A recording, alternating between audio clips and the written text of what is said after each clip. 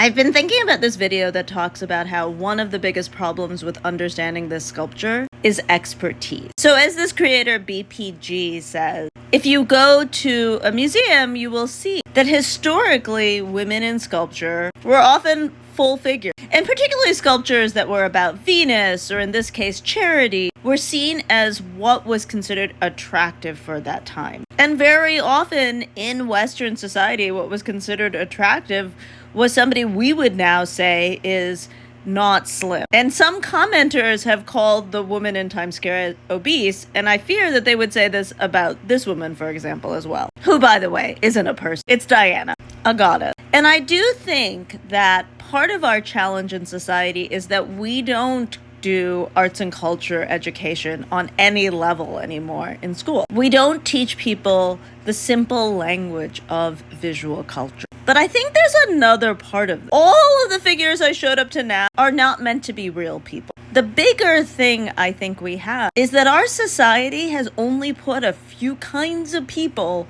on pedestal. So it's not just about learning the language of art. It's also being able to engage in art that's meant to be transgressive. This is meant to have these conversations happen. That is why it is in Times Square. In that way, it's intensely successful. I can't think of an artwork that has gotten this many people talking this quickly. But because we don't have critical conversation where the stakes are fairly low, like it really doesn't matter if we like this or not. We could discuss this without hurting each other's feelings and learn a whole lot about each other. But we have broken down that ability to have discourse constructively.